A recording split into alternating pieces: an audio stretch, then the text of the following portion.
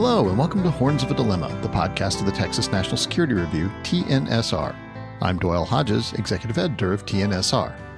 In this episode of Horns, we listen to a talk entitled Diplomacy at the Center of American Foreign Policy, delivered by Ambassador Philip T. Reeker, the Acting Assistant Secretary of State for Europe and Eurasian Affairs.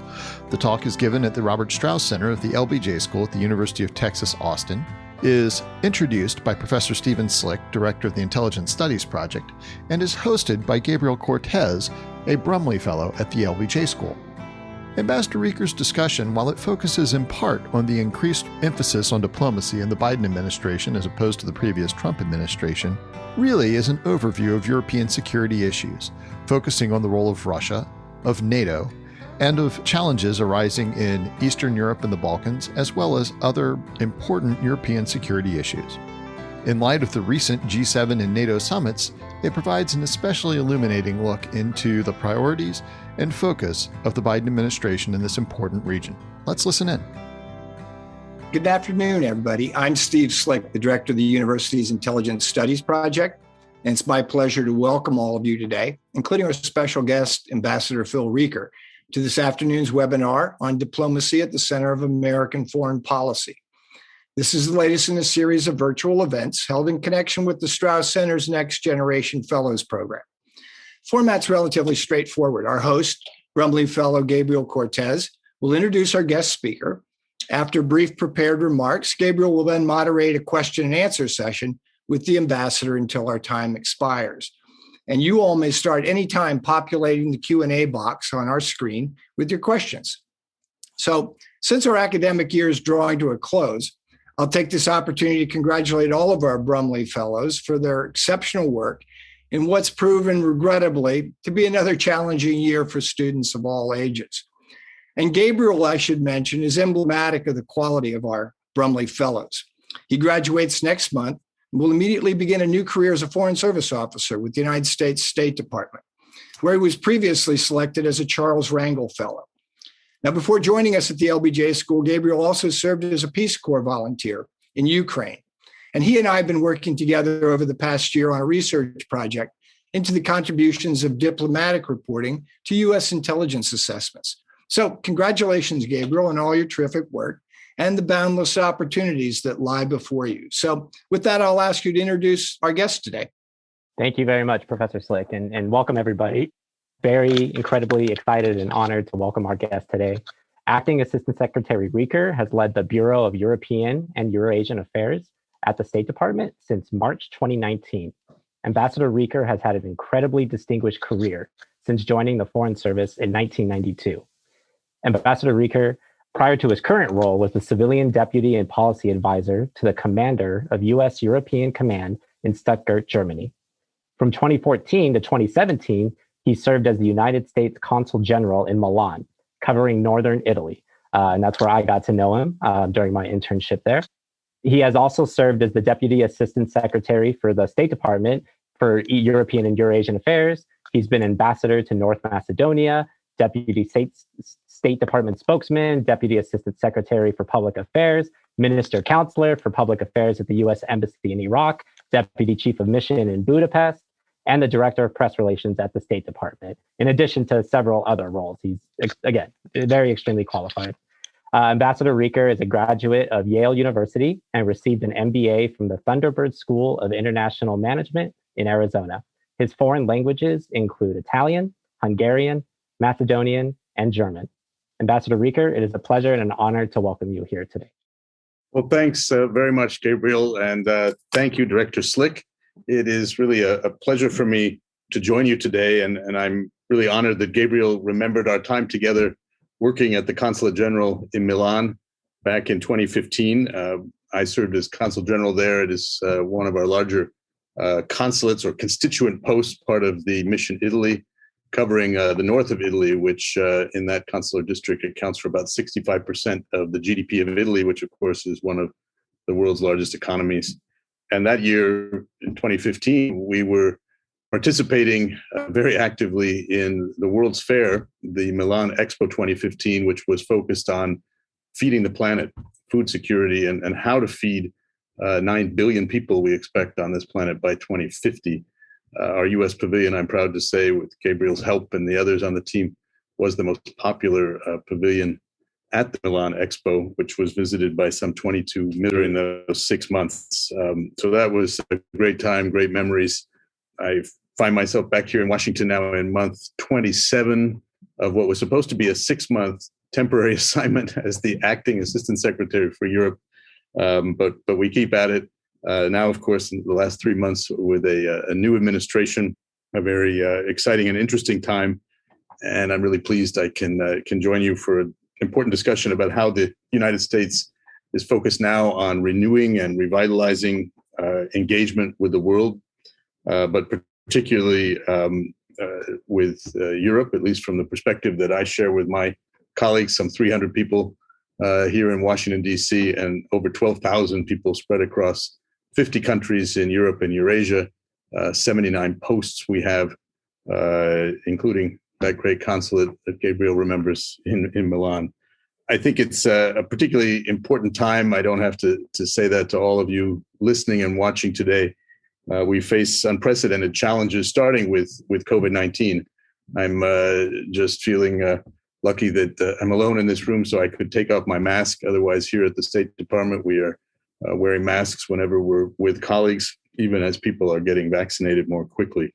You've all seen the devastation in Europe from COVID, what it's meant in human toll, particularly in Italy and northern Italy, where we began to see that emerging back in, late 2019, 2020.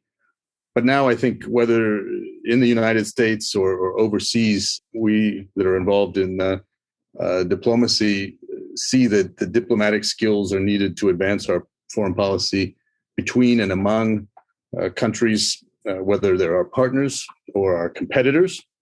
And it's something that is extremely sought after. And so I want to congratulate Gabriel and all your classmates on completing your work. And I couldn't be prouder that you're joining the Foreign Service, something I thought I would do to give back a little bit, to really serve our country maybe for a few years. And I'm now about to enter my 30th year in this business. So happy to hand off to you and many others. I think international affairs students at the University of Texas, Austin, at the Robert Strauss Center are incredibly well placed and well trained and experienced to use those skills. And I do hope many of you will consider diplomacy. We value the partnership, in fact, that we have with UT Austin for the annual Advanced Renewable Energy course, which is hosted by your Energy Institute. And over the last 6 years, we've sent department officers and experts, foreign energy leaders, even European journalists in person, and of course, over the past year or so, virtually to your campus to advance their understanding of renewable energy forms for the future. And that, I think, is incredibly important and emblematic of some of the things that we focus on in diplomacy. We have a Bureau of Energy and Natural Resource Affairs here in the department, and this is a major issue: energy security, diversification of energy supplies, renewables, climate. These are key issues that we're focused on in transatlantic relations and globally. I think you've all heard President Biden say with a very straightforward foreign policy message that America is back. And since his inauguration, the president has taken some immediate and concrete steps to restore our engagements and standing in the world, strengthening the national security workforce, and rebuilding our alliances across the globe, championing American values and human rights. And as the president has put it, trying to equip the middle class to succeed in a global economy.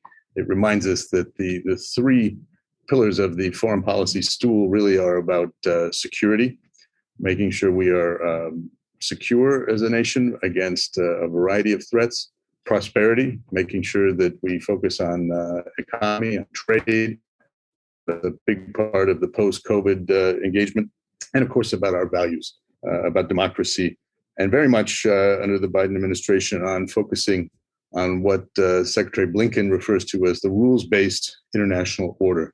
It's quite telling that last year we commemorated really the 75th anniversary of the end of the Second World War. And it reminds us that for a period since 1945, we have had, particularly in the transatlantic space across Europe, North America, period of, historically speaking, unprecedented stability, peace, and that has led indeed to an era of incredible prosperity, despite some of the challenges we have seen. That rules-based international order included the creation of institutions from the United Nations to the Bretton Woods agencies, perhaps imperfect, but evolving over time to create rules of the road to help us help each other maintain a stability that's been very important. And I think we can use those institutions, always mindful to update them for current challenges, keeping in mind technology, the changing threats that we face. But those institutions and our alliances in particular are particularly important. In terms of repairing relationships with European partners, I often will point out that over the last couple of years, when many Europeans and others were saying that we were damaging our relationships, we were burning bridges, I would often tell European partners, look, if that's how you view some of the challenges and differences we're having in our relations, just make sure you don't burn those bridges from the other side. And so we are able to repair, to revitalize relationships, and really, as the president's called for, to raise the level of ambition in our partnerships. I think diplomacy very much again at the center of U.S. foreign policy, and our international engagement grounded in our values. And as I said, in alliances. We just returned with Secretary Blinken last week from a second visit in the space of just a month to Brussels, to NATO, where we engaged with the 29 other NATO allies as well as partners. Last week, focusing, of course, on Afghanistan and the way forward there, almost 20 years after we first went to Afghanistan in the wake of September 11th and the attacks upon our country, the first and so far only time that the alliance has declared under Article 5 an attack on one is an attack on all. We were there previously in March for the annual, actually I should say more than one a year, but for the first this year in-person ministerial meeting of the foreign ministers of the NATO countries. And Secretary Blinken, obviously still new in his position, was there to listen and engage with all of his allies. That kind of consultation and coordination is so crucial to what we're doing. The president, of course, has spoken since his inauguration with leaders of many of our closest allies to focus on those bonds. As he said, leading with diplomacy means standing shoulder to shoulder with our allies once again. He also spoke at the Munich Security Conference, virtually, of course, and declared that the transatlantic alliance is very much back, and that the partnership between Europe and the United States is and must remain the cornerstone of all that we hope to accomplish in the 20th century, just as we did in the 21st century, as we did in the 20th century. So we remain very committed, and that's where our bureau is sort of the tip of the spear, if you will, in working closely with partners from the European Union as a collection of 27 member states across the European continent, from Reykjavik to Riga, to meet the various shared challenges that we face. I followed this transatlantic relationship for the almost 30 years of my career, most of it spent in Europe, although so much of what we do in Europe involves other regions of the world, the Middle East, whether serving in Iraq or working with European partners on the challenges we face there and in other parts of the world. It reminds us, as I've said, that our alliances based on shared values and shared sacrifices are among the greatest assets we have. And I think you see, as we look at our competitors, China and Russia, they don't have voluntary alliances. We realize more and more that to face the challenges of the 21st century, we can't go it alone.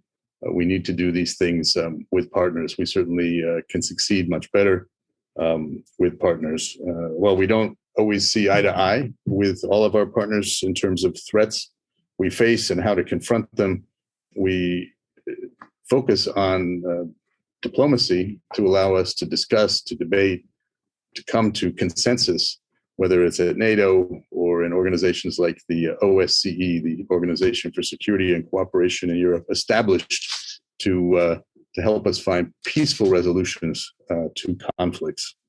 I think it goes without saying, really, that in this year now, well, more than a year of COVID-19, and focusing on implementing policies to fight the spread and immediate impact of the virus, we re-engaged right after the president's inauguration with the World Health Organization to work in partnership with them, another one of these institutions that's been created to bring resources and knowledge together to address current crises. Of course, we've announced over $4 billion to support the international vaccine facility COVAX to facilitate global access to the COVID-19 vaccines. And we're encouraging other countries to do very much the same. I mentioned already NATO.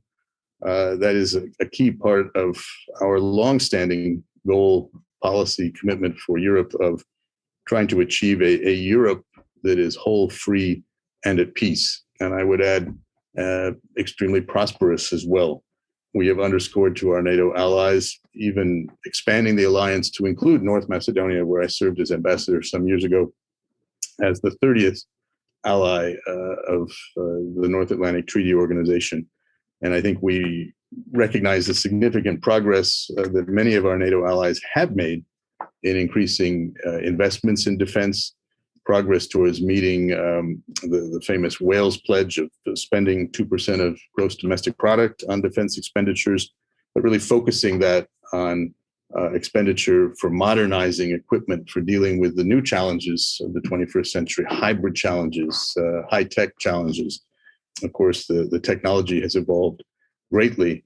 Even when we look at the situation in Iraq, as Secretary Blinken said last week, we need to look at the threats and challenges of 2021, not of 2001, and make sure that we are adapting holistic views, whether it's burden sharing or the fundamental decisions we make about where the alliance has to focus its strengths and resources. The political challenges we face around the world are often masked by the economic challenges. And I think the COVID-19 crisis has made that very clear. The pandemic has laid bare some of the challenges we have to this international order. And we have to acknowledge that there is a global power competition underway. I think in Europe, we can very much see that Russia remains the most immediate threat to our collective security. Putin seeks to weaken the European project, the European Union, which I think has done so much to prevent war in the post-World War II era in a space that really had spent centuries and centuries in some form of conflict. Putin wants to undermine transatlantic unity and our resolve. He does that through disinformation, through threats, through all kinds of malign activities, whether it's poisoning people in the United Kingdom with nerve agents or poisoning his own citizens, Alexei Navalny, an opposition leader, with similar nerve agents. We see the kind of malign activities he's undertaken in terms of hacking. The cyber threats have been well embraced by the Kremlin to bully and to threaten individual states, because those states often will want to pursue not a policy or a future that is a threat to Russia, but instead one that is independent, because they see a more positive future by working as we do in alliances.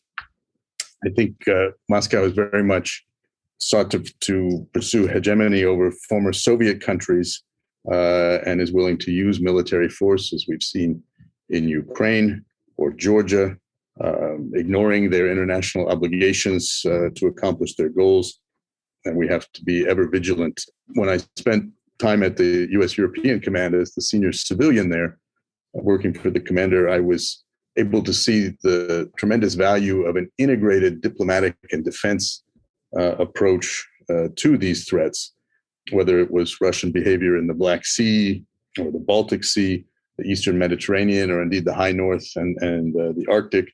which continue, we have been working to make sure our diplomacy and our defense and security are aligned to try to address those threats and the recklessness that Russia pursues so often.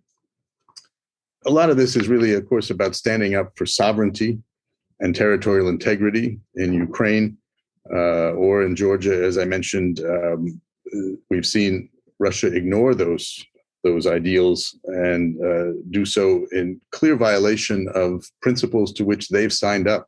The Helsinki Final Act in 2025 will mark 50 years. It was something that was agreed to then by the Soviet Union, but that moved on to Russia after the breakup of the Soviet Union. And we're deeply concerned about Russia's violation of those primary principles, as well as the increase that we can see today, in fact, in terms of military deployments to Crimea along Ukraine's other borders, and the disinformation with which the Putin regime is painting not just Ukraine, but the United States and our allies as some kind of threat. I just remind everyone that NATO is a defensive alliance. It was created as a defensive alliance. It is not offensive or as a threat to anyone unless those threats are directed against us. Turning to the other real competition that we see, of course, the People's Republic of China. And we have to be very clear-eyed about that. Even from the European Bureau's perspective, we work very closely with our European partners, whether it's at the EU level or bilaterally, in looking at some of the threats that China poses to our collective security, to our prosperity, and to our values. I think the PRC is very much a full-spectrum, long-term, systemic rival, and it is the only country with the economic, diplomatic, military, and technological power to challenge the international system that we worked so hard to build from the ashes of the Second World War. And this is the point that Secretary Blinken made last month in Alaska when he met with Chinese officials who tried to say that we were interfering in their own affairs when we talk about, for instance, the way they treat the Uyghurs or the crushing of democracy in Hong Kong. And in fact, those very actions go against principles to which China has signed up and agreed through the United Nations. And if you're challenging those principles, you're challenging that order and those institutions, and that's of concern to us. And we're going to raise those issues.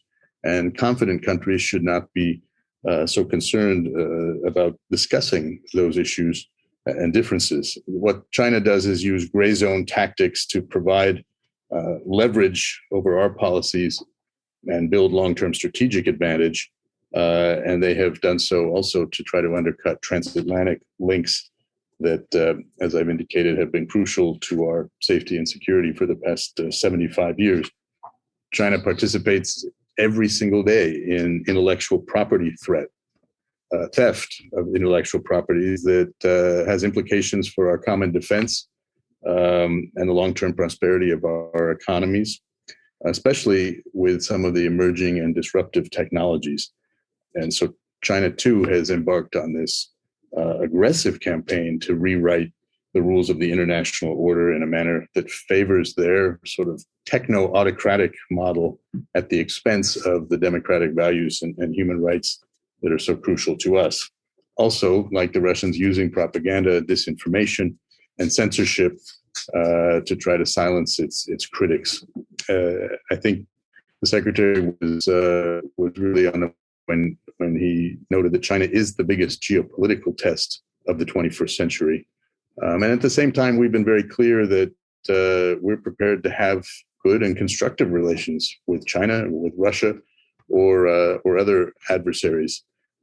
We've also made clear that it's not about forcing allies into an us or them choice over China, for instance. But there is no question that the coercive behavior that the Chinese pursue threatens our collective security. It doesn't mean, and I'll underscore that countries, including the United States, can't work with China where possible. And we want to do that, particularly on challenges like climate change. on later this week on the 22nd, Earth Day.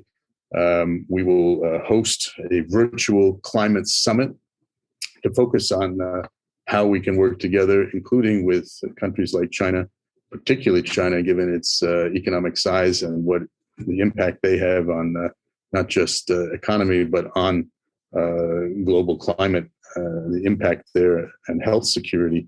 And so we will try to pursue engagement, even with those where we have strong differences in other areas.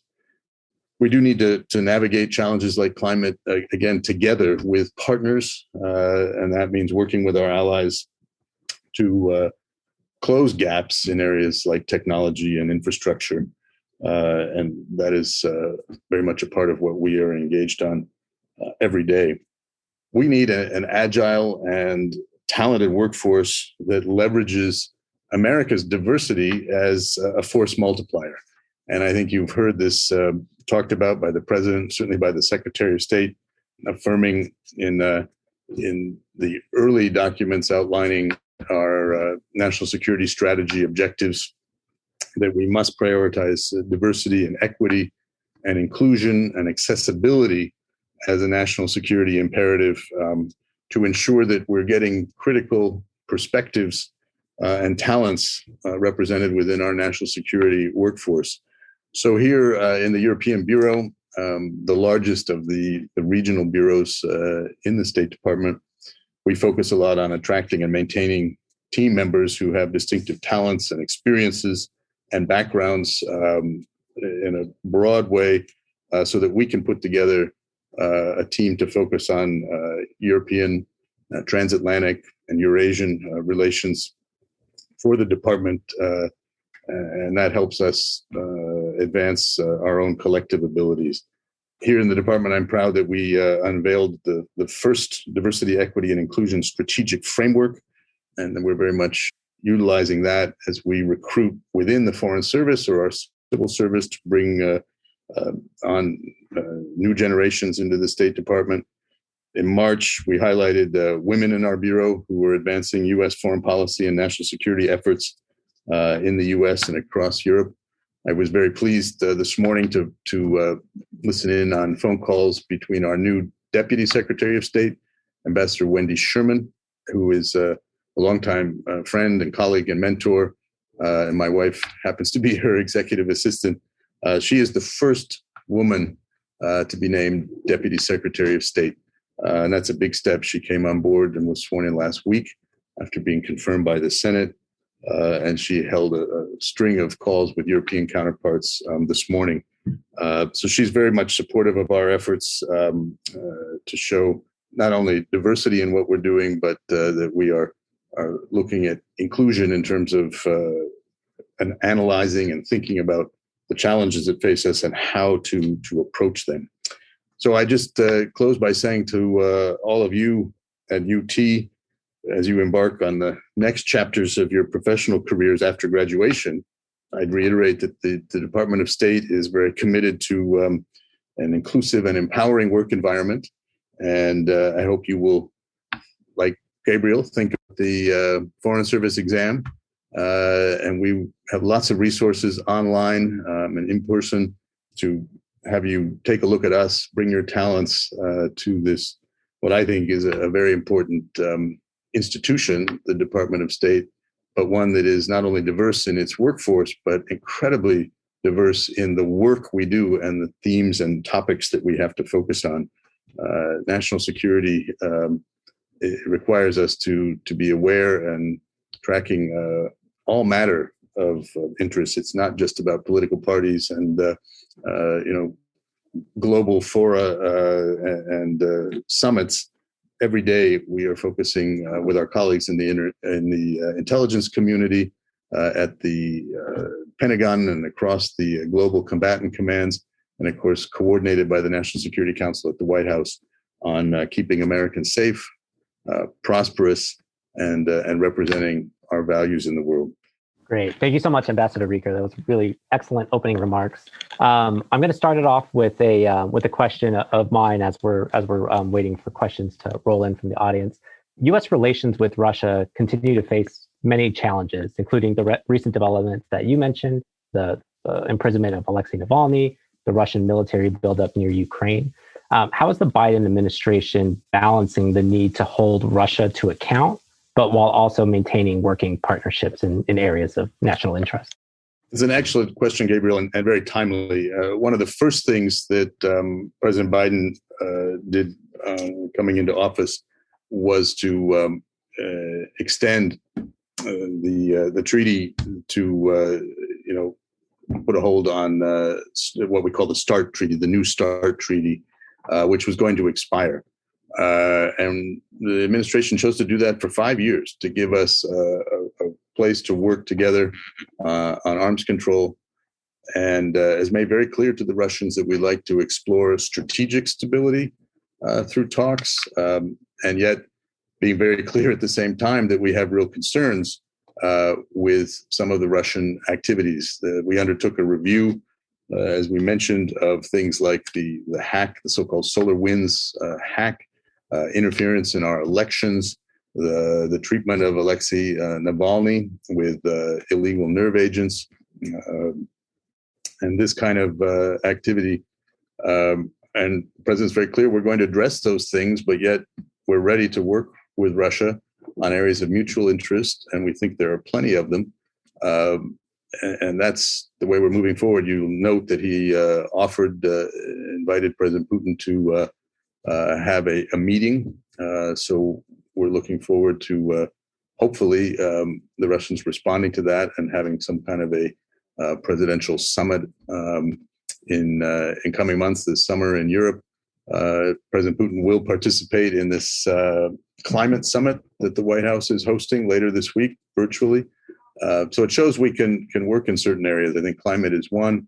The Arctic will be another. Russia, along with the United States and 6 other countries, are members of the Arctic Council. There will be a ministerial meeting of that council held in Iceland, which has the presidency of the council this year. And so we are determined to be constructive where we can be, but be very clear where we are addressing Russian malign actions, and remind them that there are costs to those actions, including the sanctions that remain on them from their invasion of Ukraine in 2014 and other sanctions from invasion of Georgia in 2008. Thank you. Thank you very much. We have a question from one of our Brumley Fellows, Matthew Orr.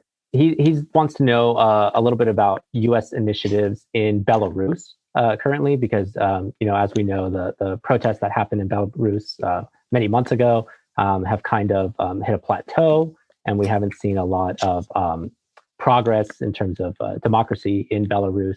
And so Matthew is wondering, what other additional steps can the U.S. take to help the Belarusian people? Oh, thank you, Matthew, for that question. It's also very timely. Literally the last thing I was focused on before I came down to do this virtual engagement was about Belarus. We've actually had a strategy focused on Belarus that has cut across administrations in trying to see where we could improve relations and improve the situation in Belarus in terms of particularly democracy. We have not had an ambassador in Belarus since 2008, when they expelled our ambassador and most of the embassy staff, pushing us down to a very small presence in Minsk. But over time, we've tried to work with the Belarusians to develop areas where we could have conversations. And some years ago, when they began to respond by releasing political prisoners from their jails, we responded to that by having what's called a general license that suspended certain sanctions and restrictions and allowed the private sector, U.S. private sector, to engage in Belarus. This was embraced by the Lukashenko regime, and we saw some real positive developments there. The last Secretary of State, Secretary Pompeo, even visited for about half a day in Minsk to continue pushing that forward. We had decided to return an ambassador. We worked as both countries. We would return ambassadors to our embassies in capitals. And in fact, we selected an ambassador. My colleague, Julie Fisher, was nominated and confirmed by the Senate as ambassador to Belarus. Unfortunately, in August of last year, facing an election, Lukashenko obviously did not have the confidence that his, let's face it, fairly repressive regime was going to do well in those elections. And it was a farce. It was a complete, he claimed to have won 80+% of the election. No one believed that. The election was far from free and fair. And you saw the response. Belarusians in the street simply saying, this is unacceptable. What they want is a government that delivers for them. And instead, what they have is a dictatorship that has responded to the outrage at these unfair elections and taken to the streets for months and months. Many Belarusians being pushed out into exile in neighboring countries like Lithuania and Poland. And we have been working with them and working with allies again and working through the OSCE, the Organization for Security and Cooperation in Europe that I mentioned earlier, to try to encourage steps in Belarus. Unfortunately, Lukashenko has dug in to the great detriment of his country and their people. And the progress that we thought we would see step by step has really been thrown backwards. Our ambassador has not gone to Belarus. They won't issue her a visa for that purpose. But right at this moment, she is back in the region consulting again with many of those in the protest movements to hear from them and with our allies. And just today, we announced that general license, which had been renewed for a number of years to give the opportunity for economic engagement for private sector to work in Belarus. And there's been some real positive movement in the IT sector in particular. We simply could not renew that general license. And so it was announced that the companies will have to wind down as the license that exempted them from existing sanctions will not be renewed this year. So we'll have to see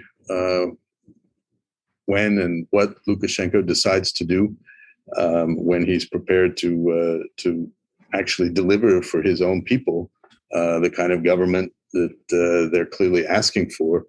The United States remains very dedicated to the Belarusian people and the ties that we have with them. It's an important country geographically, 10 million people with great potential, and it's been very sad to see what's happened there over the last now about 8 months.